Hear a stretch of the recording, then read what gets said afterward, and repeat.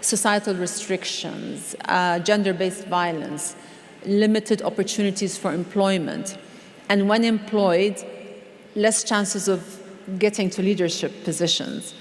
So I think that applies to Arab women as it does to women all over the world. However, I do think that Arab women are often misjudged and underestimated. They're often portrayed as being voiceless and helpless, but that stereotype doesn't apply to many of the women, Arab and Jordanian, that I interact with every day. Obviously, the Arab world is diverse. There are so many countries, so women have different experiences. But for the large part, I'm seeing them really breaking through barriers in every sphere, whether it's at home, in the workplace, in their local communities, in politics. Of course, there's a lot that still needs to happen. Our practices and a lot of the norms, they still need to evolve. But I think it needs to happen according to our own needs and on our own terms. Not every woman wants to aspires to some Western ideal of what it means to be a modern woman. I think there's more than one way to be empowered and to achieve a meaningful life. As I said in my speech, we don't have to live up to somebody else's standards or definition of what success is. Each one of us can define that definition of success according to our own circumstances, environment, values, things that work for us.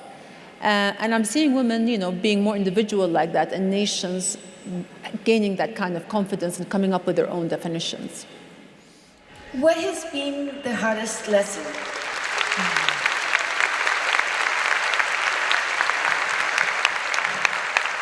What has been the hardest lesson you've learned as a queen? Well, first of all, I think the first lesson is whether you're queen or engineer or programmer or architect, life in general hands you similar lessons, teaches you similar lessons. It obviously changes with the details, but the script is quite similar, And for example, when I look around this room, I see so many, very bright, intelligent young people, and I'm sure you all have really clear plans and ideas of what you want to do and how you want to be successful. One thing I've learned is that there's more than one way to achieve success. A lot of times we get stuck thinking that this is the only way to get there.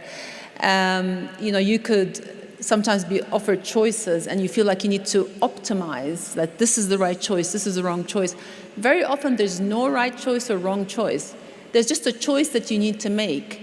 And it's how you choose to focus on making that choice succeed.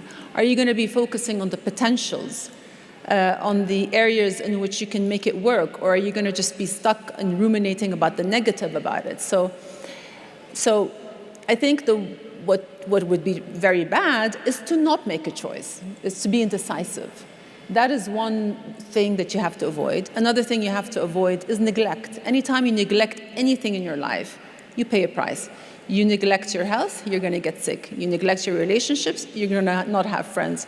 You neglect your work, you're not going to succeed. So avoiding the neglect. But at the end of the day, just keeping an open mind, understanding that it's really your attitude that's going to make the difference. Luck can come, and it can be important. It can come some of the times, but your attitude and perspective is with you all the time. And that's what determines what you get in life. And, it's having ambition, having plans. It's good because it drives you. So it's good to chase what you love, but it's also important to love what you have. Because one is ambition, the other is gratitude. And you need a healthy balance of both to feel fulfilled. So, that's something I've learned. It takes a while to learn it. I hope you guys learn it a little bit faster than me.